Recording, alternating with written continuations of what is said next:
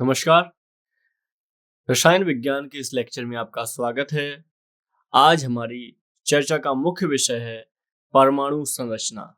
तो हम परमाणु से संबंधित कुछ बातों को समझेंगे और हम देखेंगे परमाणु की खोज कैसे हुई, आखिर इलेक्ट्रॉन, न्यूट्रॉन, प्रोटॉन ये सब क्या होते हैं, अणु परमाणु क्या होता है, इन समस्त हम बातों पर आज अध्ययन करेंगे और हम बिल्कुल बेस से शुरुआत करेंगे और इसके बाद में हम आगे चर्चा करेंगे। तो एटॉमिक स्ट्रक्चर की आज हम बात करेंगे। तो पहले कुछ समझ लेते हैं आखिर क्या होता है अणु, क्या होता है परमाणु। तो इसको ऐसे समझिएगा, किसी तत्व के सूक्ष्मतम कण, किसी तत्व के सूक्ष्मतम कण, अभी हम अणु और परमाणु का डिफरेंस समझेंगे जिनसे अणु बनते हैं, किसी तत्व के सूक्ष्मतम कण जिनसे अणु बनते हैं तथा जो रासायनिक अभिक्रियाओं में बिना अपघटित हुए भाग लेते हैं, ये परमाणु कहलाते हैं। बिना अपघटित हुए भाग लेते हैं रासायनिक क्रियाओं में, तो ये क्या कहलाते हैं? परमाणु कहलाते हैं। परमाणु को ही क्या कहा जाता है? इंग्लिश में एटम्स कहा जाता है, एटम्स। तो ये याद रखिएगा, परमाणु रासायनिक रूप से अविभाज्य होते हैं, उनका आकार अति सूक्ष्म है, वो भार बहुत ही कम होता है, यानी ये रासायनिक रूप से अविभाज्य होते हैं। ये बात जरूर याद रखिएगा, अविभाज्य, तो ये महत्वपूर्ण चीज है। तो अणु क्या होते हैं? ये जो परमाणु होता है ये सबसे सूक्ष्मतम कण है जो स्वतंत्र नहीं रह सकता, लेकिन अणु स्वतंत्र रह सकते हैं। तो अगर हम बात करें तो अणु बड़ा हो जाएगा और परमाणु छोटा हो जाएगा। ये आप एक अंतर याद रखिएगा, स्वतंत्र नहीं रहते हैं, ये स्वतंत्र रह सकते हैं। अणु पदार्थ का सबसे सूक्ष्मतम भाग है ये, ठीक है। आइए आकार की बात कर लेते हैं परमाणुओं के, जो प्रश्न बन चुका है आपके एग्जामों में। तो परमाणु में सबसे छोटा परमाणु हाइड्रोजन का है। तो अगर बात की जाए, कोई प्रश्न बन सकता है सबसे छोटा परमाणु किसका है, तो हाइड्रोजन का है। हाइड्रोजन परमाणु की त्रिज्या कितनी होती है? 0.28 एंगस्ट्रॉम होती है, इसकी त्रिज्या होती है, इसके लगभग होती है। अन्य तत्वों की परमाणु त्रिज्याएं 0.7 एंगस्ट्रॉम से 2.5 एंगस्ट्रॉम के मध्य होती हैं।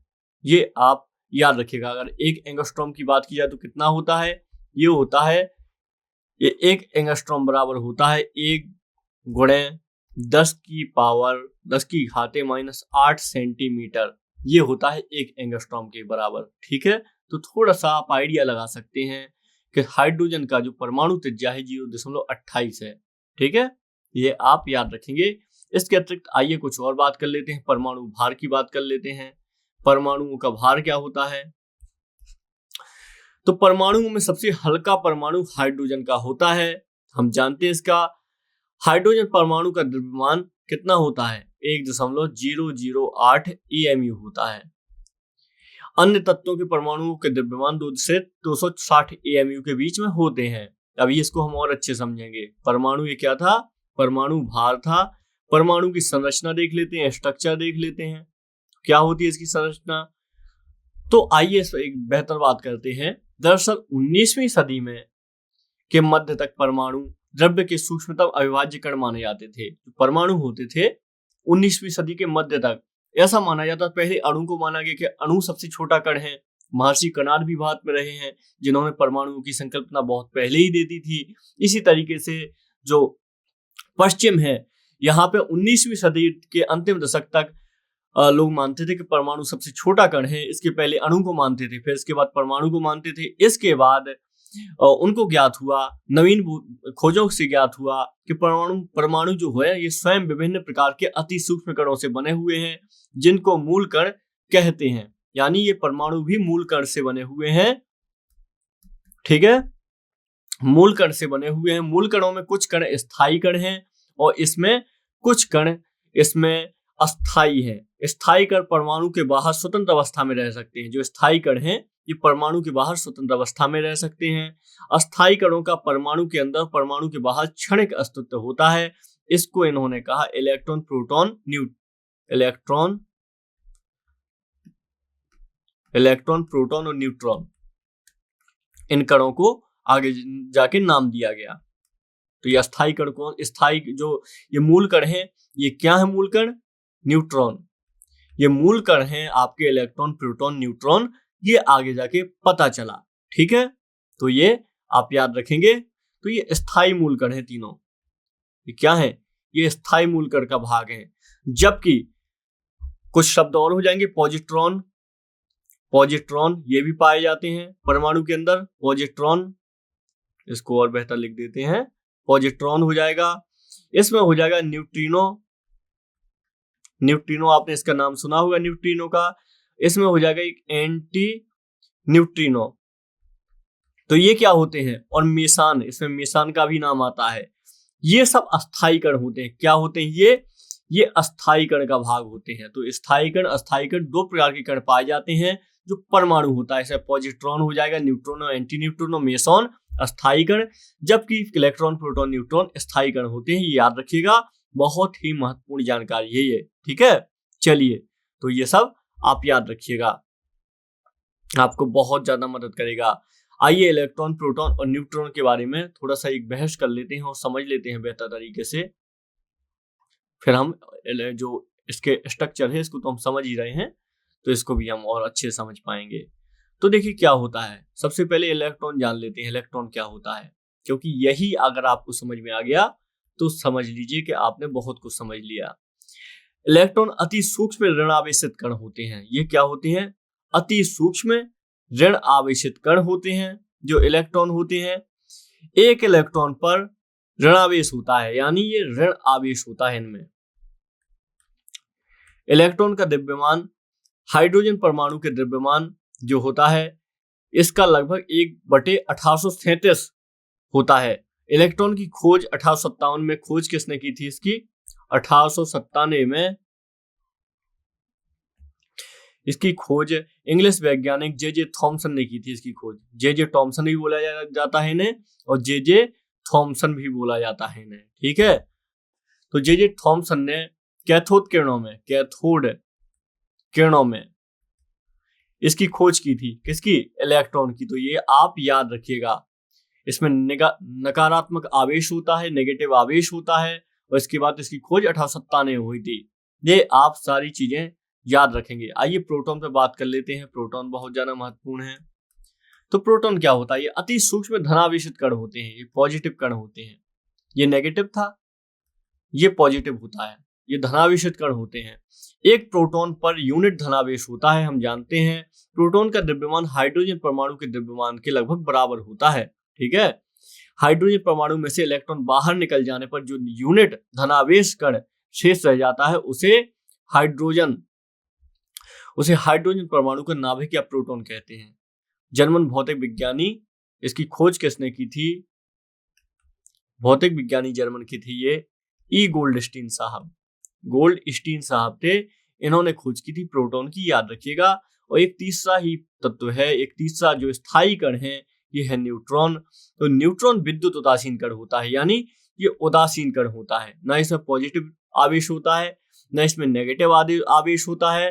तो इस तरीके से इसका द्रव्यमान हाइड्रोजन परमाणु के द्रव्यमान के लगभग बराबर होता है। और इसकी खोज की गई थी 1932 में।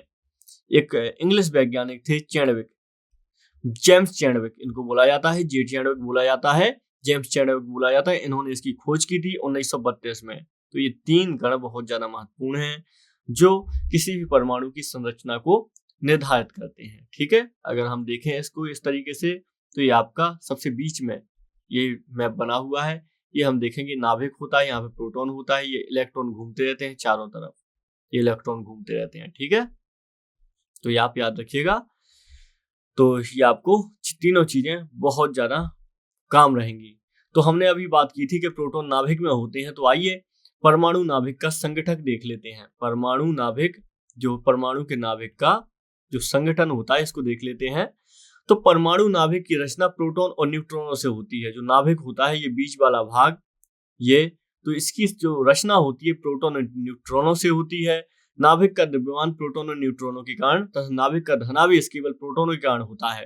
तो द्रव्यमान के लिए क्या निर्धारित करते हैं? द्रव्यमान के लिए प्रोटॉन तथा न्यूट्रॉन, जबकि इसका धनावेश होता है जो पॉजिटिव होता है, इसके लिए सिर्फ प्रोटॉन निर्धारित करते हैं। प्रोटॉन उत्तरदायी होते हैं। ठीक है, प्रोटॉनों और न्यूट्रॉनों को सामूहिक रूप से न्यूक्लियॉन कहा जाता है। क्या कहा जाता है? न्यूक्लियॉन। ये शब्द याद रखिएगा, न्यूक्लियॉन। तो इनको क्या कहा जाता है? प्रोटॉन और न्यूट्रॉनों के सामूहिक रूप को। क्योंकि ये कण जो होते हैं परमाणु न्यूक्लियस के घटक होते हैं। न्यूक्लियस जो होता है नाभिक इसके घटक होते हैं, इसके लिए इनको न्यूक्लियन कहा जाता है। किसको? प्रोटॉन प्लस न्यूट्रॉन को।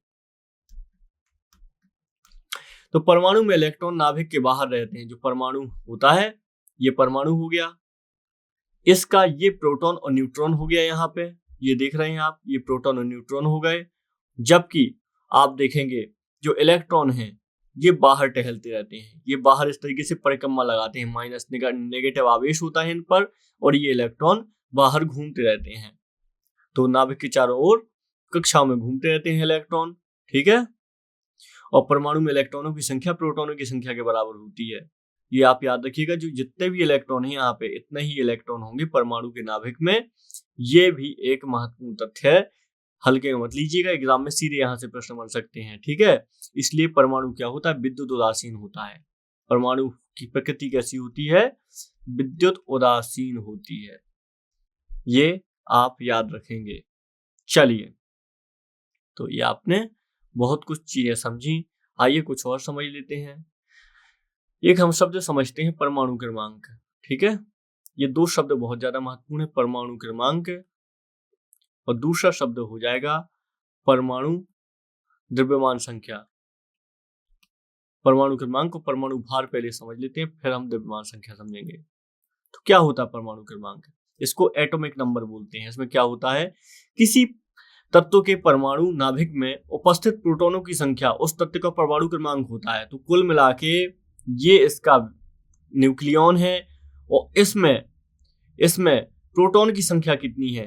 किसकी संख्या? प्रोटॉन की संख्या, प्रोटॉन। तो ये जो प्रोटॉन की इसमें संख्या होती है इसको क्या बोलते हैं? परमाणु क्रमांक बोलते हैं इस तत्व का। इसी को बोलते हैं परमाणु क्रमांक। जितने भी इसमें प्रोटॉन होंगे तो परमाणु क्रमांक को जेड से दिखाते हैं, जेड से दर्शाया जाता है इसे, ठीक है, जेड से दर्शाया जाता है। तो प्रत्येक तत्व का परमाणु क्रमांक निश्चित और स्थिर होता है। हालांकि अन्य तत्वों के परमाणु क्रमांक अलग अलग हो सकते हैं, लेकिन यहाँ पे ये चीज याद रखिएगा, प्रत्येक तत्व का परमाणु क्रमांक स्थिर होता है। ये परमाणु जो क्रमांक होता है ये कैसा होता है? स्थिर होता है।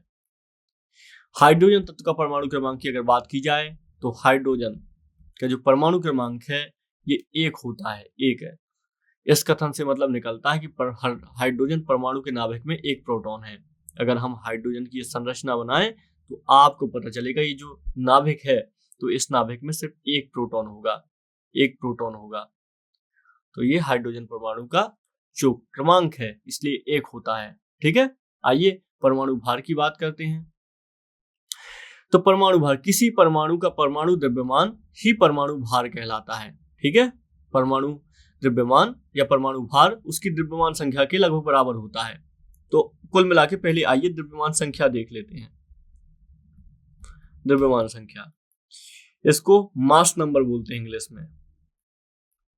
तो किसी परमाणु के नाभिक में, ये परमाणु है तो इसके नाभिक में उपस्थित प्रोटॉन और न्यूट्रॉनों की संख्याओं का योग उस परमाणु की द्रव्यमान संख्या कहलाती है।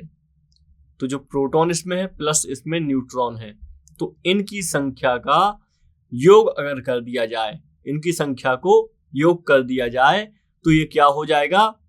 परमाणु की द्रव्यमान संख्या बन जाएगी। ये क्या बन जाएगी? द्रव्यमान संख्या। इसको किससे दर्शाते हैं? इसको ए से दिखाते हैं द्रव्यमान संख्या को। तो ये आप याद रखिए, परमाणु क्रमांक होता है किसी परमाणु के नाभिक में उपस्थित प्रोटॉन की संख्या परमाणु संख्या कहलाती है, यानी मास परमाणु नंबर कहलाता है, परमाणु क्रमांक कहलाता है। जबकि द्रव्यमान संख्या होती है प्रोटॉन और न्यूट्रॉनों की संख्याओं का योग। कितने इसमें? 1 प्रोटॉन है, न्यूट्रॉन कितने हैं, इनकी संख्याओं का योग क्या कहलाता है? इसका द्रव्यमान संख्या कहलाता है। याद रखिएगा, ठीक है।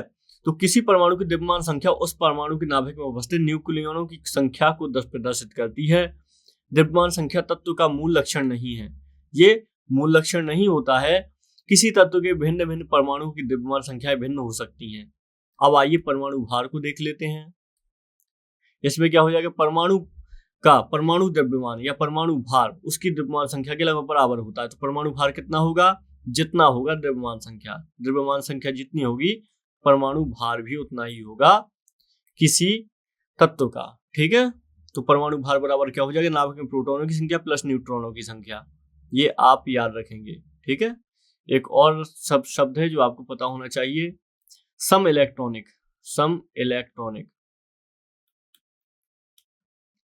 क्या होता है ये, जिन आयनों और परमाणुओं में इलेक्ट्रॉनों की कुल संख्या बराबर होती है, जिन आयनों में परमाणुओं में इलेक्ट्रॉनों की संख्या बराबर होती है, जो इलेक्ट्रॉन है था इसके नेगेटिव आवेश होता है इसमें, तो इसकी संख्या बराबर होती है तो उन्हें सम इलेक्ट्रॉनिक कहते हैं, आइसो इलेक्ट्रॉनिक कहते हैं। इस इलेक्ट्रॉनिक सम इलेक्ट्रॉनिक आयनों और परमाणुओं के इलेक्ट्रॉनिक विन्यास एक जैसे होते हैं, इसको याद रखिए, सम इलेक्ट्रॉनिक आयनों और परमाणुओं के इलेक्ट्रॉनिक विन्यास एक जैसे होते हैं। उदाहरण की अगर हम बात करें तो सोडियम का हो जाएगा पॉजिटिव, मैग्नीशियम का पॉजिटिव पॉजिटिव, तो ये सम इलेक्ट्रॉनिक तत्व हैं, ठीक है, ये सम इलेक्ट्रॉनिक तत्व हैं, ये आप याद रखिएगा। इनमें से जो प्रत्येक हैं, इनमें प्रत्येक में कितने इलेक्ट्रॉन हैं, इसमें 10 इलेक्ट्रॉन है, जो प्रत्येक जो शब्द में लिख रहा हूं आपको, ये ऑक्सीजन नेगेटिव नेगेटिव, तो ये आप याद रखिएगा।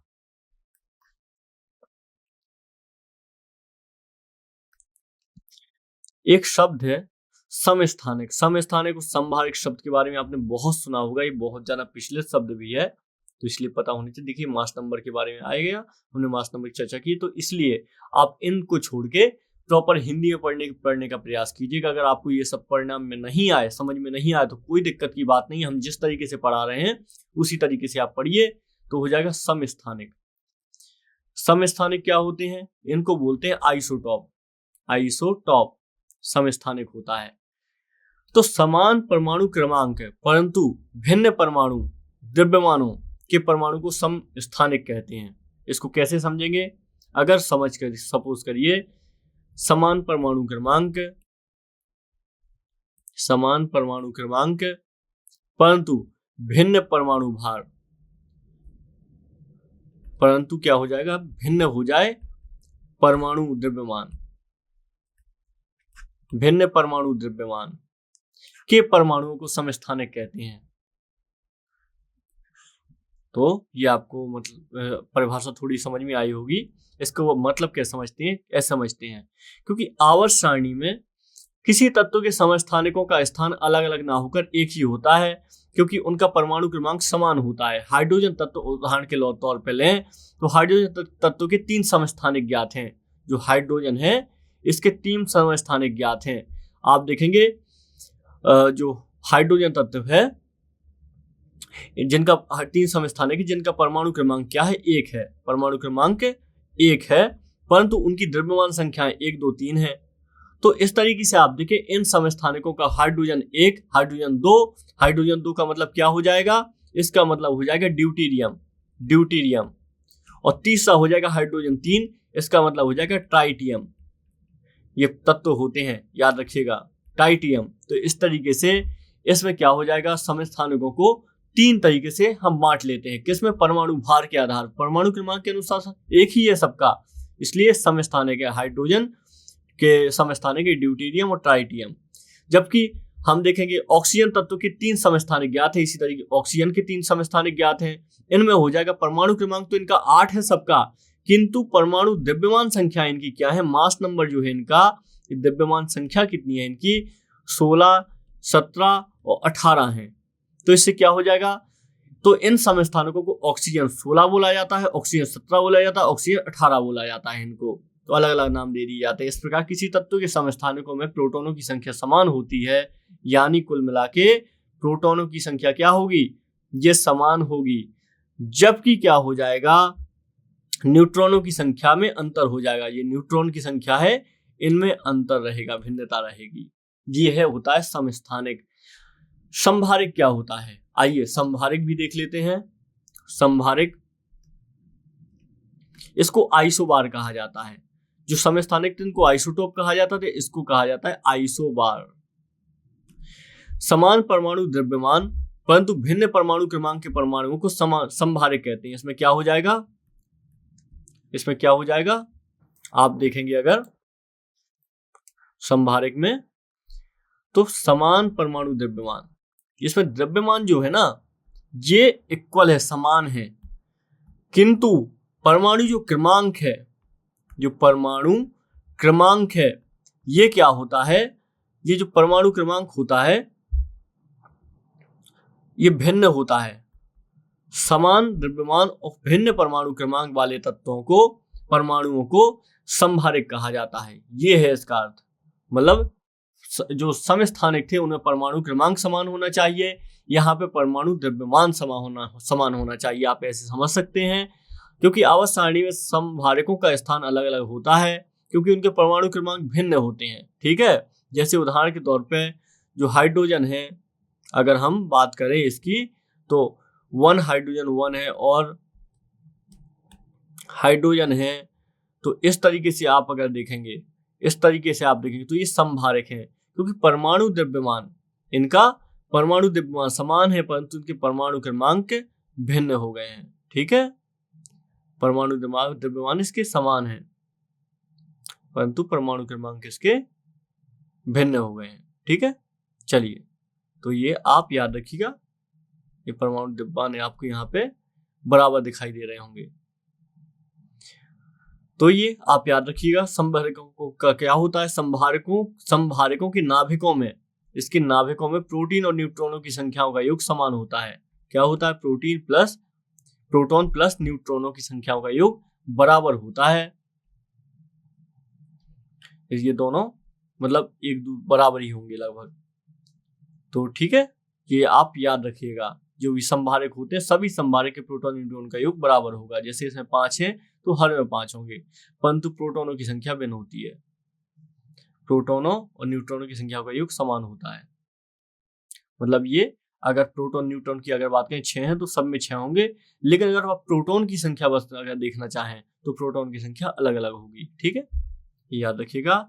एक और ऐसा ही शब्द है, ये है सम न्यूट्रॉनिक। इसको क्या बोलते हैं, आइसोटोन बोलते हैं इंग्लिश में, आइसोटोन्स। इसमें क्या होता है, भिन्न तत्वों के परमाणु जिनमें न्यूट्रॉनों की संख्या समान होती है सब न्यूट्रॉनिक कहलाते हैं। बहुत ही सिंपल है। इसी तरीके का एक शब्द है अगला आपका रेडियो एक्टिव। क्या है, रेडियो एक्टिवता। तो ये एक शब्द हो जाएगा रेडियो एक्टिवता। इसका अर्थ क्या होता है, कुछ पदार्थ जैसे यूरेनियम, थोरियम, जैसे यूरेनियम हो गया 92, यूरेनियम की पावर 235, थोरियम, रेडियम आदि, ये सब क्या होते हैं, एक प्रकार की वेधी किरणें उत्सर्जित करते हैं, यानी एक प्रकार की पेनिट्रेटिंग किरणें उत्सर्जित करते हैं। पदार्थों को ऐसे पदार्थों को क्या कहा जाता है, रेडियो एक्टिव पदार्थ कहा जाता है। और पदार्थों को स्वतः वेधीकरण उत्सर्जित करने का गुण रेडियो एक्टिवता कहलाता है। अगर कोई पदार्थ अपने मन से कुछ ऐसी किरणें उत्पन्न कर रहा है जो वेधी किरणें हैं, मतलब अपने आप को एक दूसरे को पार कर सकती है, तो इनको रेडियो एक्टिव मटेरियल कहा जाता है। रेडियो एक्टिवता परमाणु नाभिक का गुण होता है। किसका गुण होता है, ये परमाणु जो होता है इसके नाभिक का गुण होता है। रेडियो एक्टिवता तत्वों के नाभिक अस्थायी होते हैं, इनमें स्वतः विघटन का गुण होता है। परमाणु नाभिक के स्वतः विघटन को रेडियो एक्टिव नाभिकों से इनको विघटन कहते हैं। परमाणु नाभिकों में वेधी किरणें उत्सर्जित होती है, किरणें रेडियो एक्टिव किरणें कहलाती हैं। ठीक है, रेडियो एक्टिव विघटन एक नाभिकीय प्रक्रिया है, ना कि रासायनिक अभिक्रिया। ये याद रखिएगा, ऐसा मत समझिएगा जो रेडियो एक्टिवता है ये कोई रासायनिक अभिक्रिया है, नहीं, ये नाभिक की होने वाली क्रिया है, नाभिकीय क्रिया है। नाभिकीय, ये बहुत बड़ा आपको मिला है, नाभिकीय क्रिया है, ना कि रासायनिक। ये बात जरूर याद रखिएगा। तो रेडियो एक्टिवता का गुण प्राय भारी नाभिकों में पाया जाता है, क्योंकि भारी नाभिक अस्थायी होते हैं। आप देखेंगे परमाणु क्रमांक में आप जाएंगे जब आवर्त सारणी में, तो इसमें परमाणु क्रमांक 63 वाले, इसमें आप देखेंगे 83 के जितने भी आगे होंगे सभी रेडियो एक्टिव तत्व मिलते हैं यहाँ पे 83 के आगे। ठीक है, बेकरल द्वारा यूरेनियम को रेडियो एक्टिवता की खोज हो जाने के कुछ समय बाद मैरी क्यूरी और थोरियम के रेडियो एक्टिव गुणों की खोज हुई। मैरी क्यूरी के द्वारा, आपने इनका नाम सुना होगा, मैरी क्यूरी। तो इन्होंने क्या किया था, थोरियम के रेडियो एक्टिव गुणों की खोज की थी। इसके पहले बेकरल ने यूरेनियम के रेडियो एक्टिव की खोज की थी। ठीक है, तो ये आप दो लोगों के नाम याद रखिएगा। हाल इनके साथ में इनके पति भी थे। 1898 में मैरी क्यूरी और उनके पति पीरे क्यूरी ने रेडियो एक्टिव तत्व पोलोनियम की खोज की। इसके अलावा मैरी क्यूरी ने 1992 यूरेनियम के रक्स, इसको कहते हैं पिच ब्लेंड, इसकी भी खोज की थी, पिच ब्लेंड की खोज की थी। और फिर इसके बाद एक नए तत्व रेडियम की खोज भी मैरी जी ने ही की थी, रेडियम। ये यूरेनियम की अपेक्षा 30 लाख गुना अधिक रेडियो एक्टिव होता है रेडियम। तो ये आप याद रखिएगा, 30 लाख गुना अधिक रेडियो एक्टिव होता है ये जो रेडियम होता है, ठीक है, ये याद रखेंगे। तो वर्तमान में जो शताब्दी है इसमें कई रेडियो एक्टिव तत्वों की खोज हो चुकी है, जिनमें आप देखेंगे रेडियो एक्टिव तत्वों की अगर हम बात करें तो रेडॉन हो जाएगा, इनका नाम याद रखना बहुत जरूरी है आपके लिए। प्रोटो एक्टिनियम हो जाएगा, प्रोटो एक्टिनियम ये हो जाएगा, इसको पीए कहते हैं। एक हो जाएगा एक्टिनियम, इसमें हो जाएगा आगे चल के फ्रांसियम, और हो जाएगा एस्टेटिन। ये सब क्या है, रेडियो एक्टिव तत्व हैं, इनकी आप सारी चीजें लगभग याद रखिएगा। और यही जो तत्व होते हैं, आप जानते हैं अल्फा गामा किरणों के बारे में आपने सुना होगा, क्योंकि ये किरणें परमाणु के नाभिक से संबंधित होती हैं। तो अल्फा बीटा गामा नाम की किरणें भी महत्वपूर्ण है आपके लिए, ठीक है। चलिए आगे बात करते हैं। तो आइए थोड़ा सा समझ लेते हैं अल्फा बीटा गामा किरणों के बारे में। अल्फा बीटा और गामा, तो ये किरणें आपके लिए महत्वपूर्ण है, क्योंकि ये किरणें थोड़ा सा आप, बाकी इसके अलावा आपने पूरी परमाणु की संरचना समझ ली है। तो अल्फा किरणें क्या होती हैं, ये धनावेशित होती हैं, पॉजिटिव आवेश लेके चलती हैं, ठीक है। तो बीटा किरणें क्या होती हैं, ये ऋणावेशित आवेश लेके चलती हैं। और जबकि गामा किरणें क्या होती हैं, ये क्या करती हैं, ये गामा किरणों के सदस्य विद्युत चुंबकीय विकिरण हैं। गामा किरणों का तरंगदैर्घ्य 1 एंगस्ट्रॉम के बराबर होता है। ये तो पॉजिटिव नेगेटिव ये हो ही गए थे, ठीक है। तो ये याद रखिएगा, इनका जो वेग होता है ना गामा किरणों का, ये प्रकाश के वेग के बराबर होता है इनका वेग, ठीक है। और इनका वेग भी लगभग प्रकाश के वेग के लगभग बराबर होता है। जबकि अल्फा किरणें होती है थोड़ी धीमे होती है, इनका प्रकाश के वेग के 1/10 होता है इनका अल्फा किरणों का। तो ये सब याद रखिएगा। जो अल्फा किरणें होती हैं ये मोटी एल्यूमिनियम की चादर को भी बेच सकती हैं। ये क्या होता है, ये भी बेच सकती है, बीटा किरणें भी। जो गामा किरणें हैं ये भी एल्यूमिनियम की चादर को बेच सकती हैं। तो तीनों ही बहुत खतरनाक होती हैं किरणें। तो ये सब आप अल्फा बीटा गामा किरणें भी याद रखिएगा, ठीक है। चलिए आगे बात करते हैं। तो हमने कुल मिला के हमने बात कर ली है आज किन किन बातों पर, हमने परमाणु की संरचना पर बात की, हमने बात की किन किन व्यक्तियों ने जो परमाणु हैं इसकी खोज की और किस तरीके से इनकी खोज की। हमने जे थॉमसन का देखा, किस तरीके से उन्होंने इलेक्ट्रॉन की खोज की, प्रोटॉन की खोज किस तरीके से हमने देखा, गोल्डस्टीन साहब ने की, और न्यूट्रॉन की खोज जेम्स चैडविक साहब ने की। हमने इन सब पॉइंटों के बारे में अच्छे से बात की। तो चलिए अब आज इस लेक्चर को हम कंप्लीट करते हैं और हम आगे और भी रसायन विज्ञान संबंधित महत्वपूर्ण अवधारणाओं को पढ़ेंगे। इस लेक्चर को इतना ही। नमस्कार।